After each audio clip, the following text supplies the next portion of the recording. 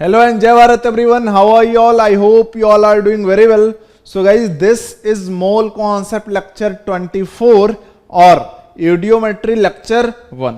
एक यहाँ पे नया सेक्शन शुरू कर रहे हैं मोल कॉन्सेप्ट में जिसको बोलते हैं यूडियोमेट्री.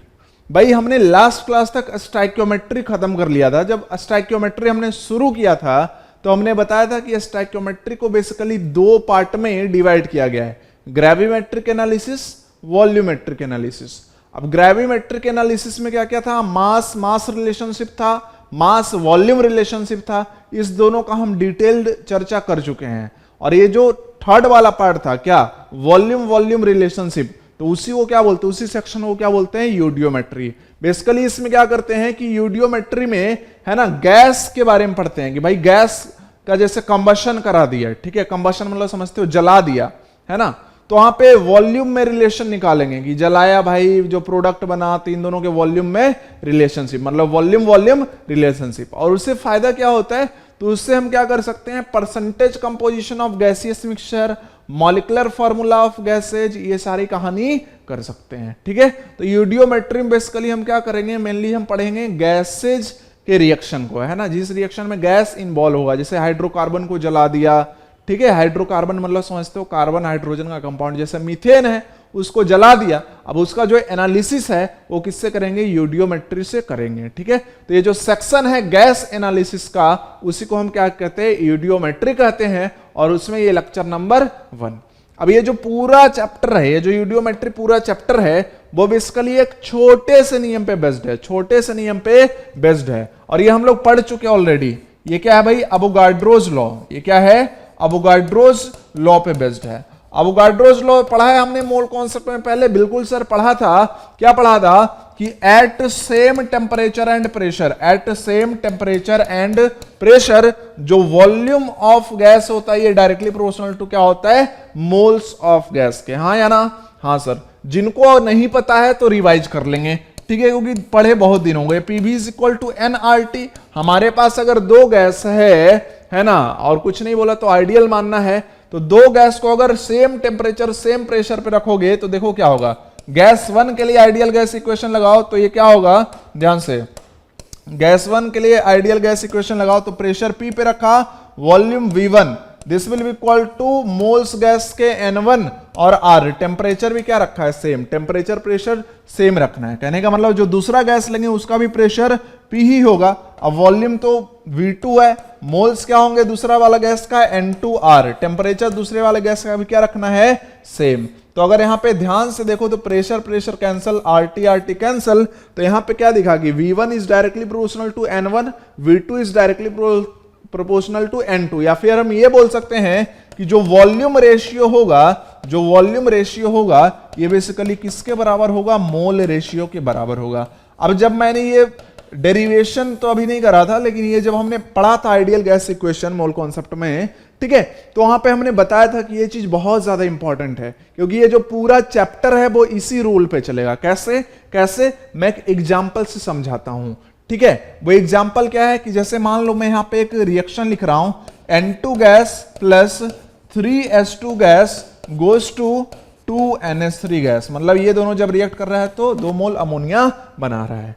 अगर इस रिएक्शन को पढ़ना हो जो अभी तक पढ़ा है उस तरीके से, तो क्या करोगे कि N2 का अगर 1 मोल और H2 का अगर 3 मोल रिएक्ट करेगा तो प्रोडक्ट में NH3 कितना बनेगा, 2 मोल बनेगा. अगर ये इतना रिएक्ट करता है तो 2 मोल प्रोडक्ट बनेगा. अब अगर मैं प्रेशर टेम्परेचर सेम रखूं, कहने का मतलब ये रिएक्शन एक पर्टिकुलर टेम्परेचर पे हो रहा होगा, तो तीनों गैस के लिए टेम्परेचर क्या हो गया, सेम हो गया.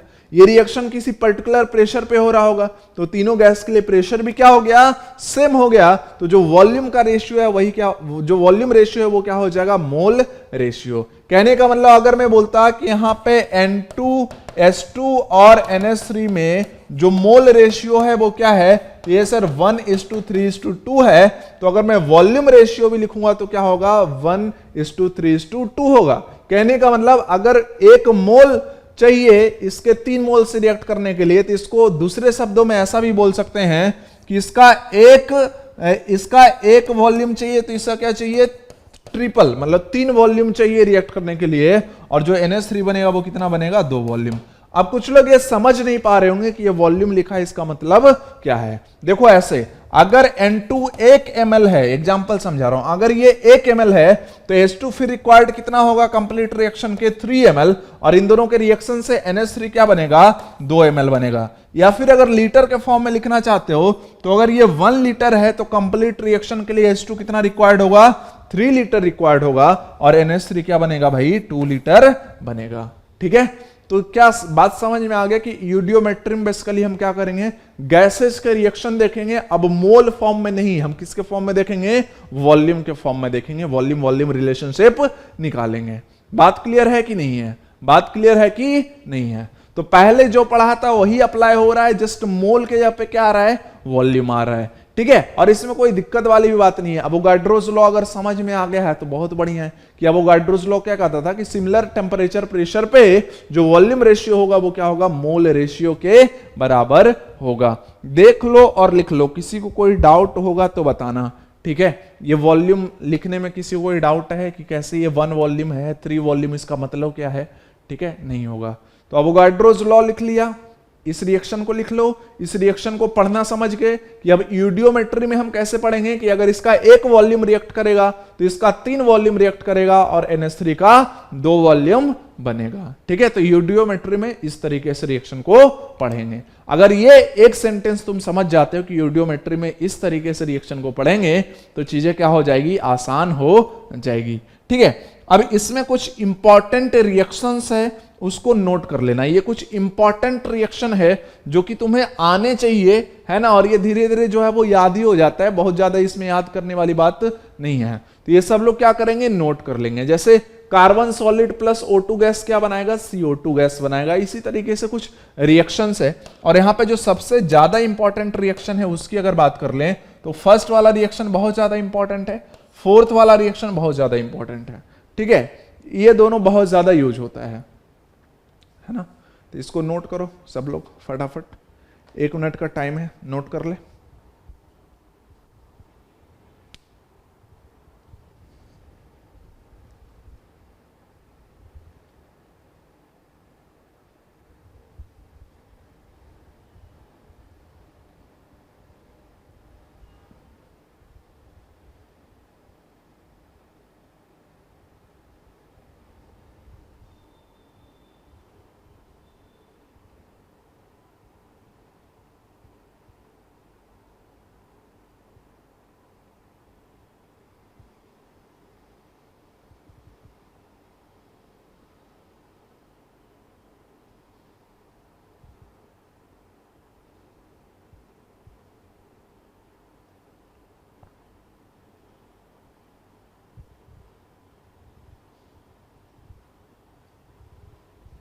हो गया नोट।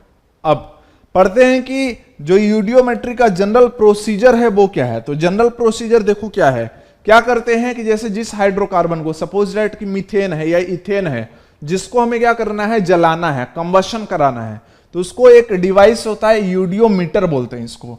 और इसमें क्या करते हैं, हाइड्रोकार्बन को, है ना, एक्सेस ऑक्सीजन के साथ हीट कर देते हैं, एक्सेस ऑक्सीजन के साथ हीट कर देते हैं। ठीक है, और जब हम हीट करेंगे तो क्या होगा, हाइड्रोकार्बन को जब ऑक्सीजन के साथ हीट करेंगे तो क्या होगा, ये CO2 गैस और H2O में कन्वर्ट हो जाएगा। अब उस टाइम क्या टेम्परेचर ज्यादा है तो H2O पहले वेपर बनेगा, ये बात समझ लेना। लेकिन ये कंडेंस होके H2O फिर क्या बन जाएगा, लिक्विड। कहने का मतलब कि फाइनल रिएक्शन अगर मुझे लिखना हो कि जब मैं हाइड्रोकार्बन को हीट करूंगा ऑक्सीजन के साथ तो मैं रिएक्शन क्या लिखूंगा, CO2 gas plus H2O liquid बनाएगा हाइड्रोकार्बन को हीट करने के बाद। ठीक है, कंडेंस होके H2O फिर लिक्विड में ही आ जाता है, समझ रहे हो ना, पहले वेपर बनेगा भी तो कंडेंस होके लिक्विड में आ जाएगा। तो ये तो हमेशा ही क्या बनेगा, H2O लिक्विड बनेगा। तो अब हमारा जो गैसियस मिक्सचर होगा, देखो उसमें क्या क्या प्रेजेंट होगा। रिएक्शन में बनने वाला CO2 होगा। अगर हमने एक्सेस ऑक्सीजन लिया है तो इसका मतलब क्या है कि कुछ ऑक्सीजन तो रिएक्ट कर गया हाइड्रोकार्बन के साथ और कुछ क्या है, बचा रह जाएगा, मतलब अनयूज्ड रह जाएगा। तो साथ में क्या है, अनयूज्ड ऑक्सीजन भी रहेगा इस मिक्सचर में। और N2 हो सकता है, अगर क्वेश्चन में यहां पे एक्सेस ऑक्सीजन न बोल के एक्सेस ऑफ एयर बोल दे, एयर मतलब हवा, हाँ वही हवा जिससे हम सांस लेते हैं। ठीक है, तो अगर हवा बोल देगा तो हवा का मतलब है इस चैप्टर में समझना है ऑक्सीजन प्लस नाइट्रोजन। क्या बात कर रहे हो सर, बहुत सारे और होते हैं, मेनली यही होता है। तो इस चैप्टर में हमें क्या समझना है, ऑक्सीजन प्लस नाइट्रोजन। तो समझ में आ रहा बात कि इस रिएक्शन से क्या बना, CO2 गैस बना। अगर एक्सेस ऑफ O2 होगा तो कुछ ना कुछ O2 बच जाएगा। अगर हमने हवा लिया है तो यहां पे N2 होगा। ठीक है, तो ये पूरा बन गया। अब क्या करेंगे इसमें, अब क्या करेंगे, ध्यान से समझ लेना, ध्यान से समझ लेना कि अब जैसे कूलिंग किया, ये चीज हमें मिल गई, और मिलने के बाद हम क्या करेंगे, इसमें KOH या NaOH फर्दर ऐड कर देंगे। उससे होगा क्या, ये जो CO2 गैस दिख रहा है, बातों को सुनते जाना, ये जो CO2 गैस दिख रहा है, ये इसको क्या KOH क्या कर लेता है, एब्जॉर्ब कर लेता है, ये अपने अंदर इसको समा लेता है, मतलब इस मिक्सचर से खींच लेगा, इस मिक्सचर से खींच लेगा, है ना। तो CO2 जो है वो किस पे जाके एब्जॉर्ब हो जाएगा, KOH पे जाके एब्जॉर्ब हो जाएगा। बात समझ में आया। अब सोचो CO2 जाके एब्जॉर्ब हो गया KOH के साथ, ठीक है, तो क्या मिक्सचर का वॉल्यूम पहले से कम हो जाएगा, ऑब्वियसली, क्योंकि गैस क्या हुआ, जाके एब्जॉर्ब हो गया, मतलब वॉल्यूम क्या हो गया, घट गया। तो इसका मतलब जब KOH के साथ है ना CO2 एब्जॉर्ब हो गया, तो इस गैसियस मिक्सचर में क्या आ गया, वॉल्यूम का डिक्रीज आ गया, वॉल्यूम का कॉन्ट्रैक्शन आ गया। क्या आ गया, कॉन्ट्रैक्शन, मतलब डिक्रीज, कम हो गया। तो यहां पे क्या मिलेगा, वॉल्यूम कंट्रैक्शन मिलेगा, वॉल्यूम कंट्रैक्शन मिलेगा। और किसी रिएक्शन में जो वॉल्यूम कॉन्ट्रैक्शन है उसको निकालने का फॉर्मूला बता देता हूं कि अगर किसी रिएक्शन में वॉल्यूम कॉन्ट्रैक्शन निकालने का फॉर्मूला अगर जानना चाहते हो तो ये होगा sum of VR minus sum of VP। जहां पे सम ऑफ VR क्या है, तो ये है total volume of gaseous reactants, total volume of gaseous reactant. Similarly अगर हम VP लिखे तो ये क्या होगा, total volume of gaseous product. तो अगर किसी रिएक्शन में हमें वॉल्यूम कॉन्ट्रैक्शन निकालना है कि कितना कम हुआ, तो उसके लिए हम ये मेथड यूज करेंगे और ये बहुत ज्यादा यूज होगा। ठीक है, तो प्रोसीजर फिर से तुम एक बार समझ लो, है ना, ताकि तुम्हें कोई दिक्कत ना लगे। इसको हीट किया ऑक्सीजन के साथ, तो ये हाइड्रोकार्बन किस में कन्वर्ट हो गया, CO2 और H2O लिक्विड में, है ना। उसके बाद फिर क्या किया, जो बचा था यहाँ पे मिक्सचर में कौन कौन, CO2 गैस, अनयूज्ड O2, अगर एयर बोला है तो N2 भी होगा, और उसमें क्या किया, KOH NaOH ऐड किया, तो CO2 जाके एब्जॉर्ब हो गया, इस कारण से वॉल्यूम क्या आया, कॉन्ट्रैक्शन आया। और किसी भी जनरल रिएक्शन में वॉल्यूम कॉन्ट्रैक्शन निकालने का फॉर्मूला क्या होगा, total volume of gaseous reactant minus total volume of gaseous product होगा। तो फटाफट इसको नोट कर लो। इसके बाद देखो, जो कुछ भी पढ़ रहे हैं अभी थोड़ा कम समझ में आ सकता है, इट माइट बी पॉसिबल है, लेकिन जब हम क्वेश्चन कर रहेंगे ना, तब ये सारी बातें और ज्यादा समझ में आएंगी। इसलिए ऐसा मत सोचना कि अभी सर ये वॉल्यूम कॉन्ट्रैक्शन, मतलब क्या होता ना कि पहली बार जब मैं भी 11th में था तो मुझे तो ये सब कुछ भी समझ ही नहीं आता था, ठीक है, मतलब इतना कुछ पढ़ाया नहीं था, तो वैसे भी, है ना, तो वॉल्यूम कॉन्ट्रैक्शन वर्ड सुना तो समझ ही नहीं आया। ठीक है, हिंदी मीडियम से मैं भी था तो मुझे बिल्कुल ही समझ में नहीं आया कि ये क्या है, क्या कहानी ये बता रहा है, यूडियोमीटर क्या है। यूडियोमीटर तुम ऐसा समझ लो जैसे क्या करते हो, गैस पे रख के खाना बनाते हो ना, तो उसी तरीके से कंबशन कराने के लिए क्या है, डिवाइस है। ठीक है, डिवाइस है, उसमें हम क्या करेंगे, हीट सप्लाई करेंगे। ठीक है, तो यूडियोमीटर से अब डर नहीं लगना है। वॉल्यूम कॉन्ट्रैक्शन मतलब वॉल्यूम का घटना, तो कितना घटा वो कैसे निकालेंगे, summation of volume of gaseous reactant minus, है ना, वॉल्यूम ऑफ गैसियस प्रोडक्ट। तो यहां तक किसी को कोई डाउट है क्या, किसी को कोई डाउट है क्या, नोट कर लो सब लोग, तो आगे बढ़ें।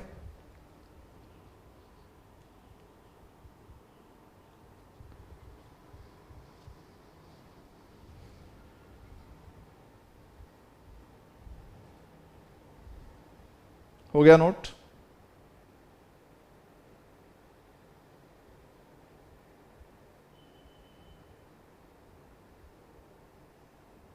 चलो, अब इसमें कुछ जनरल अजम्पशंस है जो इस चैप्टर में समझना है। उन जनरल अजम्पशन को मैंने, है ना, यहां पे पिक्चर में ही दिखाया हुआ है, तो इसलिए फिर भी मैं बता देता हूं कि जैसे अभी हमने लिखा था हाइड्रोकार्बन का रिएक्शन, जिसमें कि क्या बना था, CO2 गैस और H2O लिक्विड। इस चैप्टर का फर्स्ट अजम्पशन ये है कि अगर कोई प्योर सॉलिड या प्योर लिक्विड है तो उसका वॉल्यूम नेग्लिजिबल मानना है with respect to volume of gas. ये बात तुम भी समझते हो कि कंटेनर जैसे एक रूम है, उसमें तुम 5 ग्राम कहीं पे लाके है ना पानी रख दो, है ना, और 10 ग्राम उसमें कोई भी गैस जैसे ऑक्सीजन छोड़ दो, तो ऑक्सीजन क्या होगा, पूरे कंटेनर में फैल जाएगा, तो उसका वॉल्यूम क्या हो गया, बहुत ही ज्यादा हो गया विथ रेस्पेक्ट टू क्या, वॉल्यूम ऑफ सॉलिड और लिक्विड। ठीक है, तो इसलिए इस चैप्टर का पहला अजम्पशन यही है न्यूमेरिकल करने के लिए कि जो वॉल्यूम ऑफ सॉलिड होगा या वॉल्यूम ऑफ लिक्विड होगा उसको हम क्या मानेंगे, जीरो मानेंगे अपने कैलकुलेशंस में, उसको हम क्या मानेंगे, जीरो मानेंगे अपने कैलकुलेशंस में। ठीक है, तो फर्स्ट अजम्पशन तुम्हारे सामने है, लिख सकते हो कि द वॉल्यूम ऑफ सॉलिड और liquid is considered to be negligible, hence it is taken zero volume in calculation. इसका मतलब क्या है, इसका मतलब समझो, अब ये रिएक्शन दिया हुआ है, ठीक है, ये रिएक्शन से समझते एग्जांपल। ठीक है, तो अगर मैं इस रिएक्शन को पढ़ूं यूडियोमेट्री के लिए तो मैं क्या पढ़ूंगा, मोल के टर्म में पढ़ूंगा कि वॉल्यूम के टर्म में पढ़ूंगा, तो सर वॉल्यूम के टर्म में पढ़ेंगे। इसका मतलब होगा इसका स्टोइकियोमेट्रिक कोएफिशिएंट 1, मतलब 1 वॉल्यूम रिएक्ट करेगा 2 वॉल्यूम O2 से, तो ये क्या बनाएगा, 1 वॉल्यूम CO2 बनाएगा। अब यहां पे 1 वॉल्यूम H2O मत बोलना, क्योंकि H2O क्या है, लिक्विड है, और इसके लिए हम वॉल्यूम क्या मानेंगे, जीरो मानेंगे।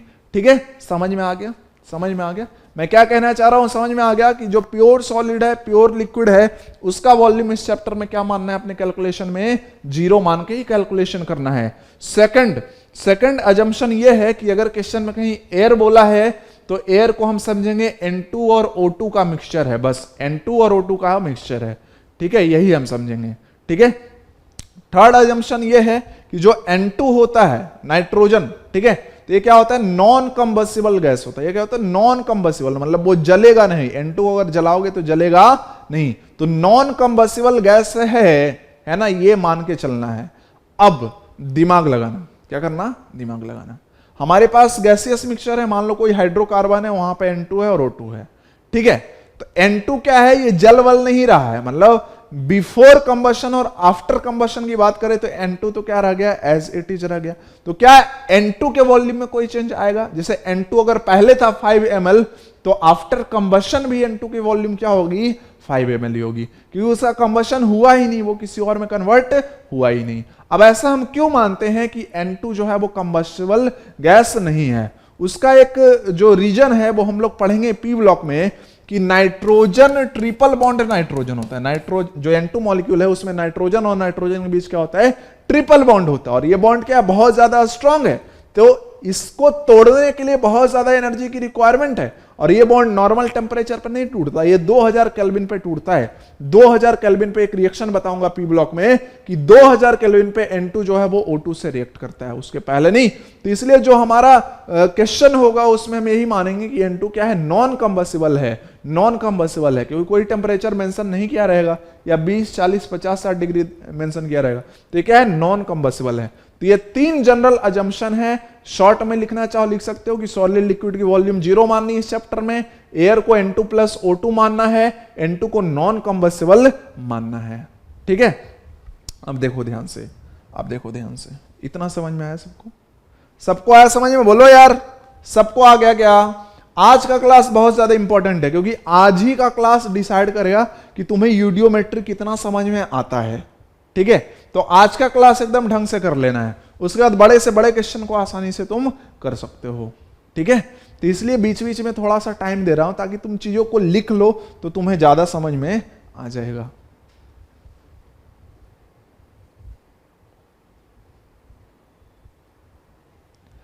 अब लिख लिया होगा सब लोग ये 3 पॉइंट। अच्छा, अब देखो ध्यान से, मैंने यहां पे बोला था, है ना, क्या बोला था कि यहां पे हम KOH ऐड करते हैं, जिसके कारण क्या होता है, CO2 एब्जॉर्ब हो जाता है। CO2 क्या होता है, एब्जॉर्ब हो जाता है। यहां पे एक वर्ड आया ना, एब्जॉर्ब, कुछ लोग इसको जानते होंगे, कुछ लोग नहीं भी जानते होंगे। एब्जॉर्ब का मतलब क्या होता है, तो देखो, जब भी तुम मान लो ये शर्ट है, ठीक है, ये शर्ट है, इसको क्या करो, तुम पानी में डुबा दो, ठीक है, तो पानी क्या हो जाएगा, इसके मतलब इसके अंदर भी चला जाएगा, इसके सरफेस पे भी रहेगा। ठीक है, जैसे कॉटन की शर्ट लिया तो उसके लेयर में अंदर भी रहेगा और सरफेस पे भी रहेगा, तो इस फिनोमेना क्या बोलते हैं, एब्जॉर्वेशन। ठीक है, सिंपल सी बात है ना, बहुत ही आसान सी बात है। तो एब्जॉर्ब का मतलब समझ रहे हो ना, कि CO2 गैस किसके साथ चला जाएगा, KOH या NaOH के साथ चला जाएगा। तो इसी तरीके से और भी ढेर सारे गैसेज हैं जो कि अगर रिएक्शन में बनते हैं तो उसके लिए भी अलग अलग है ना सब्सटेंस है जो उसको एब्जॉर्ब करेगा, और जो सब्सटेंस एब्जॉर्ब करता है उसको बोलते हैं एब्जॉर्बेंट। उसको क्या बोलते हैं? एब्जॉर्बेंट बोलते हैं। उसको क्या बोलते हैं? एब्जॉर्बेंट बोलते हैं। और जिसको एब्जॉर्ब किया जाएगा वो इस साइड लिखा हुआ है ना, कि जैसे देखो CO2 H2S SO2, तो इसको कौन एब्जॉर्ब करेगा? KOH NaOH एब्जॉर्ब करेगा। अगर O2 है तो इसको कौन एब्जॉर्ब करेगा? अल्कालाइन पायरोगैलोल सॉल्यूशन एब्जॉर्ब करेगा। सिमिलरली अगर ओजोन है तो टर्पेंटिन आयल एब्जॉर्ब करेगा, ठीक है। सिमिलरली CO है तो अमोनिकल CuCl एब्जॉर्ब करेगा। अब दिक्कत यहां पे एक बात समझना, सब लोग को क्या दिक्कत होती है? दिक्कत यह आती है कि इतना बड़ा बड़ा जैसे ही नाम देखते हैं टर्पेंटिन आयल ऑयल, और उसके बाद ये क्या है भाई? पायरागैलोल है, तो ये सब देख के ना डर लग जाता है कि ये क्या बकवास है ना एकदम, है ना। तो देखो बकवास चीज नहीं है, तुम समझो इसको प्यार से, इसको देख के डरना नहीं है। क्वेश्चन तो मैं बनवाऊंगा ना, है ना, कैसे कहां पे क्या यूज होगा वो तो मैं बनवाऊंगा, तो तुम इसको देख के क्यों डर रहे हो? मैं जब बनवा दूंगा उसके बाद भी तुम्हें अगर डर लगे तो बताना, है ना। तो ऐसे नाम देख के डरना नहीं है। अभी तक मैंने बहुत बड़े बड़े क्वेश्चन तुम्हें करा दिए हैं, उसमें भी शायद डर नहीं लगेगा, जो अच्छे बच्चे पढ़ना चाहते हैं उनको। तो ये लिख लिया कि एब्जॉर्बेंट कौन है और किस गैस को एब्जॉर्ब कर सकता है। एब्जॉर्बेंट मतलब जो क्या करेगा? एब्जॉर्ब करेगा। जो क्या करेगा? एब्जॉर्ब करेगा। जैसे वाटर को किसने एब्जॉर्ब किया? इस शर्ट ने, तो शर्ट क्या हो गया? एब्जॉर्बेंट हो गया। शर्ट क्या हो गया? एब्जॉर्बेंट हो गया। तो फटाफट सब लोग लिख लेंगे, किसी को कोई डाउट आना नहीं चाहिए। तो इसके बाद ये लिख लिया होगा, तो फिर से समझ लेना है ना, कि क्या प्रोसीजर था, क्या चैप्टर में क्या मकसद है अपना, क्या मोटिव है, और उस हिसाब से फिर है ना क्वेश्चन पे बढ़ते हैं। तो सबसे पहला क्वेश्चन ये रहा आपकी स्क्रीन पे, जिसको कि बनाऊंगा मैं, बस तुम क्या करोगे? नोट करोगे। तुम क्या करोगे? नोट करोगे। तो फटाफट से नोट करो, फटाफट से नोट करो।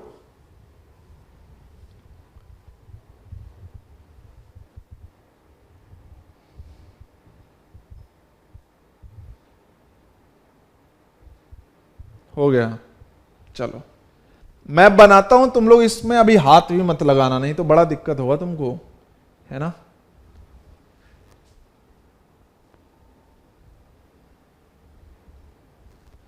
सब लोग नोट कर चुके हैं, किसी कोई डाउट नहीं है? क्वेश्चन सबको समझ में आ गया है? लैंग्वेज किसी को कोई डाउट है क्या? नहीं होगा। लैंग्वेज समझ में आ गया? चलो नहीं आया समझ में, मैं समझाता हूं। क्या बोला गया है? What volume of oxygen is required, है ना, मतलब वॉल्यूम ऑफ ऑक्सीजन हमसे पूछा जा रहा है ना, for complete combustion of 20 ml of butene. अब यहां पे ब्यूटीन को है ना कंबशन कराना है, इसका वॉल्यूम है 20 ml, तो इसके लिए ऑक्सीजन कितना रिक्वायर्ड होगा? तो सबसे पहले हमें यह पता होना चाहिए कि ब्यूटीन का फॉर्मूला क्या होता है।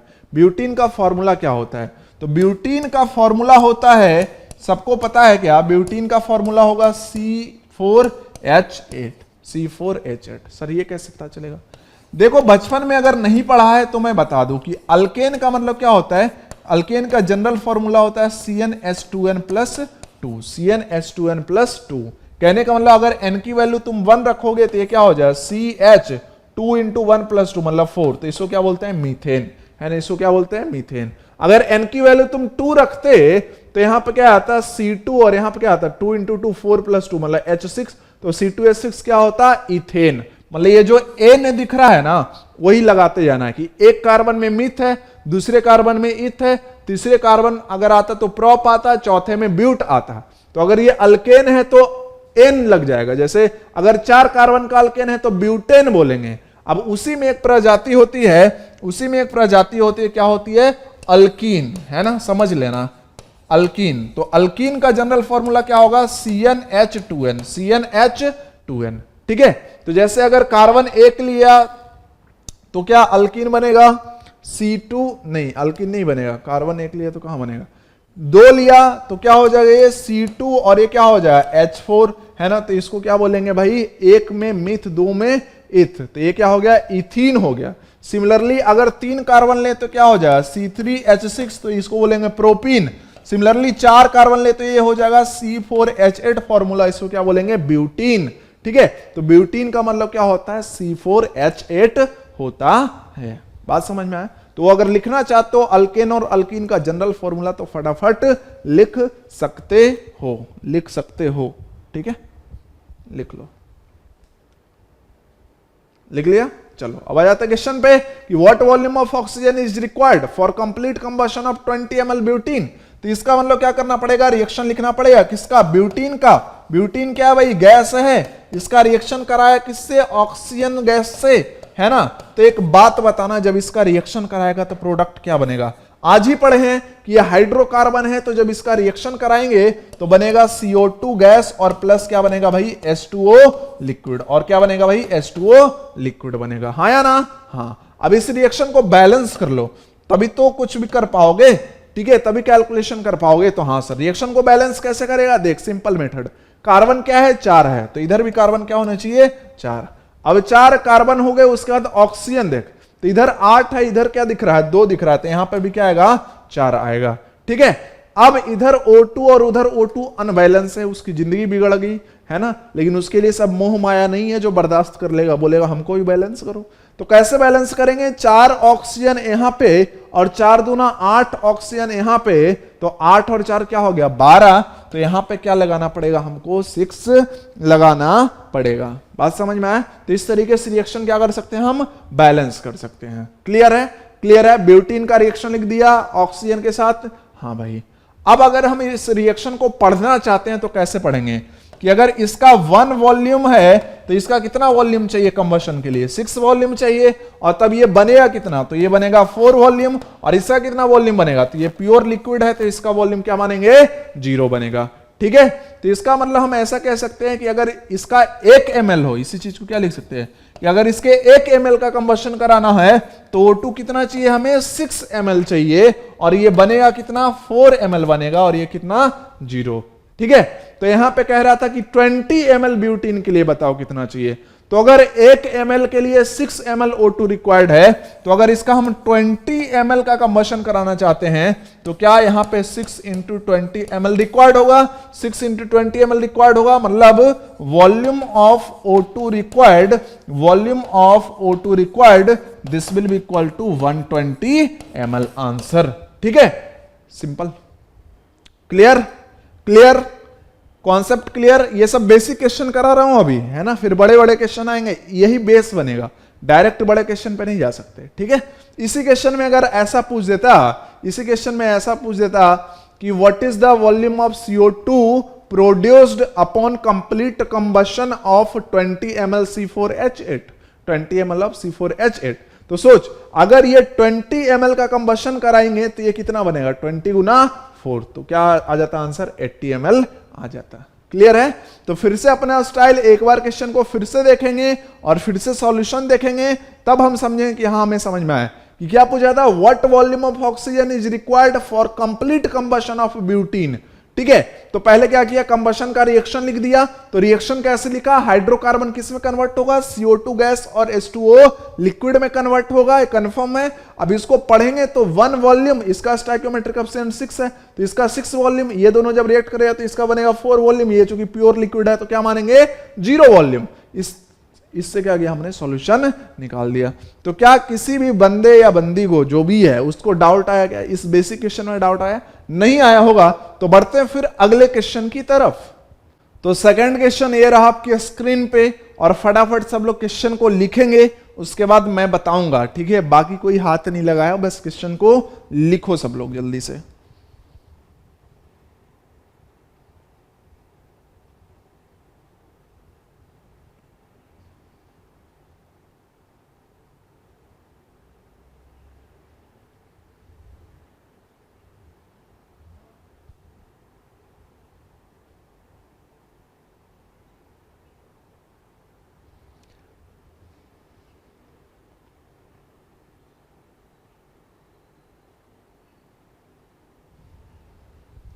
लिख लिया सब लोगों ने।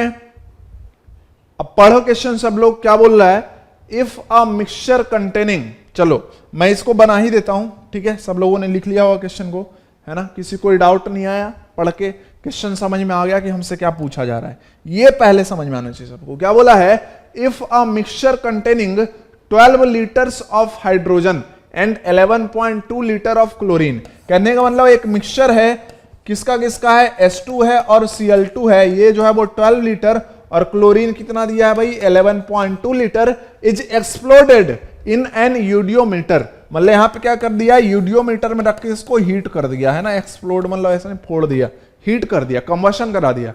What will be the composition of the resulting mixture by volume? What will be the composition of resulting mixture by volume? कहने का मतलब कि जब ये इसको हीट कर दिया तो उसके बाद जो मिक्सचर है, बताना कि इसमें परसेंटेज कंपोजिशन क्या होगा, इसमें परसेंटेज कंपोजिशन क्या होगा, बाई वॉल्यूम बताना है।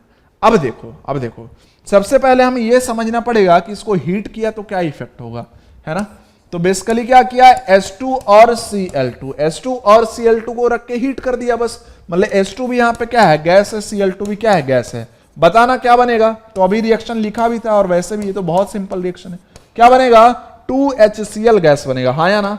जब रख के हीट करो तो क्या यही रिएक्शन होगा इस यूडियोमीटर में, सबसे पहले ये समझ लो। हाँ, अब इस रिएक्शन को अगर पढ़ें तो कैसे पढ़ें कि अगर इसका वन वॉल्यूम के साथ रिएक्ट करेगा तो इसका क्या बनेगा, 2 वॉल्यूम बनेगा, इसका क्या बनेगा, 2 वॉल्यूम बनेगा। या फिर इसको हम ऐसे पढ़ सकते हैं कि इसका अगर 1 लीटर रिएक्ट करेगा तो इसका भी क्या रिएक्ट करेगा, 1 लीटर रिएक्ट करेगा, तो उस टाइम HCl का क्या बनेगा, 2 लीटर बनेगा, चूंकि रिएक्शन क्या है, बैलेंस्ड है। ठीक है, समझ में आया, ये समझ में आया कि अगर इसका 1 लीटर रिएक्ट करेगा तो इसका भी 1 लीटर चाहिए रिएक्शन के लिए, है ना। तो कंप्लीट रिएक्शन होगा और HCl क्या बनेगा, डबल बनेगा, मतलब 2 लीटर बनेगा। अब क्वेश्चन में ध्यान से देखो तो H2 का लिखा है 12 लीटर। देखो अब समझना इसके बाद वाली कहानी। H2 लिखा है कि 12 लीटर है और Cl2 क्या है, 11.2 लीटर है। एक बात बताना, क्या इसको जैसे ही देखा तो तुम्हें कुछ झोल झाल समझ में आया? हाँ सर, 2 रिएक्टेंट है तो लिमिटिंग रिएजेंट तो यहां भी निकालेंगे, है ना। वहां पे मोल मेथड लगाते थे, मतलब मोल वाला कहानी करते थे। यहां पे बस मोल के यहाँ पे क्या आ गया, वॉल्यूम आ गया। ठीक है, मतलब जो प्रोडक्ट बनेगा वो लिमिटिंग रिएजेंट के अनुसार बनेगा।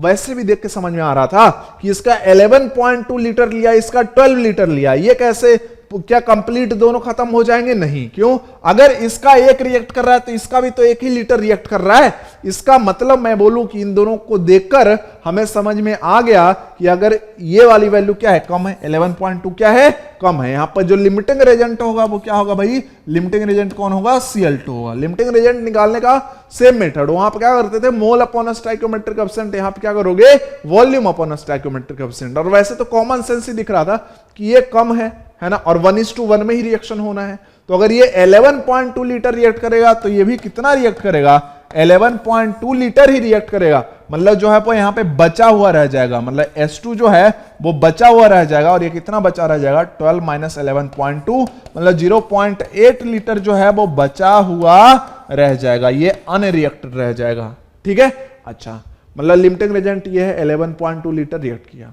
तो इसका मतलब इसको भूल जाना है प्रोडक्ट बनाने के लिए। अगर ये एक है ना रिएक्ट किया तो ये कितना बनता था, 2 बनता था। तो अगर ये 11.2 लीटर रिएक्ट करेगा तो ये क्या बनेगा, 2 × 11.2 लीटर बनेगा। मतलब ये क्या हो जाएगा भाई, 22.4 लीटर HCl बनेगा, 22.4 लीटर HCl बनेगा। ठीक है, समझ आया सबको, बोलो समझ आया। अब इसके बाद देखो कि रिएक्शन के बाद क्या हुआ, कौन कौन रहा हमारे, है ना, गैसियस मिक्सचर जो था, है ना, कंटेनर में। तो बताओ H2 रहा क्या, हाँ सर रहा। H2 कितना रह गया, 0.8 लीटर, चूंकि ये बचा रह गया एक्सेस में। अगर ये भी देता 11.2 लीटर तो क्या ये रहता, नहीं, तब तो दोनों पूरा का पूरा खत्म हो जाता। क्या Cl2 रहा, नहीं, ये तो लिमिटिंग रेजेंट था, पूरा खत्म हो गया।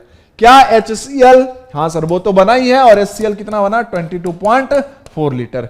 तो यहां पे अगर हमें कंपोजिशन बतानी है तो मैं बोलूंगा कि volume of HCl this will be equal to 22.4 litre. Similarly volume of H2 after reaction जो बच गया है वो क्या रह जाएगा, 0.8 लीटर रह जाएगा, है ना। रिजल्टिंग गैसियस मिक्सचर का ये होगा कंपोजिशन। कुछ लोग सोच रहे होंगे सर पिछली क्लास में तो आप ये करते थे, इसका है ना मोल अपॉन टोटल या इसका मास अपॉन टोटल। भाई यहां पे परसेंटेज कंपोजिशन नहीं पूछा है, बस बोला कि कंपोजिशन बताओ, मतलब जो अपना गैसेस मिक्सचर बनेगा उसमें कौन कितना कितना है। यहां पे कोई परसेंटेज कंपोजिशन पूछा गया नहीं है। ठीक है, तो क्या सबको ये बात क्लियर है, क्लियर होगा। तो चलो यहां पे फिर से क्वेश्चन को देखो और देखो हमने क्या किया है। इसका 12 लीटर, इसका 11.2 लीटर, रिएक्शन होगा तो रिएक्शन लिख दो। इसका अगर 1 वॉल्यूम तो इसका भी 1 वॉल्यूम रिएक्ट करेगा। लेकिन देखा कि इसका वॉल्यूम कम है जबकि इसका ज्यादा है, मतलब लिमिटिंग रिएजेंट Cl2 होगा। लिमिटिंग रिएजेंट Cl2 होगा तो HCl Cl2 के अनुसार बनेगा। और कितना बनेगा, अगर ये 1 लीटर रिएक्ट करता था तो ये 2 लीटर बन रहा था, तो इसका 11.2 लीटर रिएक्ट किया तो ये कितना बनेगा, 22.4 लीटर बनेगा। और H2 जो है वो बचा रह जाएगा कितना, 0.8 लीटर।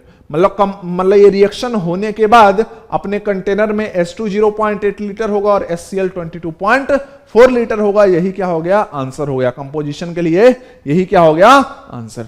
तो क्या बात सबको समझ में आ गया? तो आज हमने पढ़ लिया कि बेसिक है ना, पूरी कहानी कर ली कि यूडियोमेट्री होता क्या है, इसमें हमारा क्या कहानी करना है, क्या कहानी करना है। परसेंटेज कंपोजिशन अगले क्लास में बताऊंगा, वो निकालना होता है। मॉलिक्यूलर फॉर्मूला ऑफ हाइड्रोकार्बन भी निकाल सकते हैं, है ना।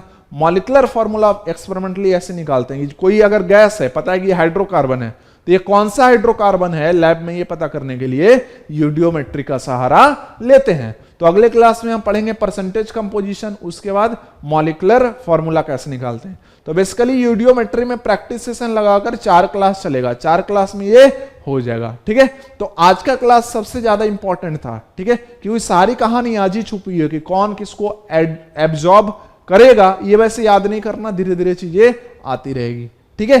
तो कहानी सबको समझ में आ गया कि वॉल्यूम कॉन्ट्रैक्शन कैसे निकालते हैं, उसका मतलब क्या होता है ना। ये 1 वॉल्यूम लिखा है, इसका मतलब क्या है, ठीक है। तो ये पूरा चैप्टर एवोगाड्रोस लॉ पे है, सबको ये बात समझ में आ गया। तो अगले लेक्चर में हम मिलेंगे तगड़े जोश और जुनून के साथ। तब तक के लिए ध्यान रखना अपना। Love you all, thank you very much.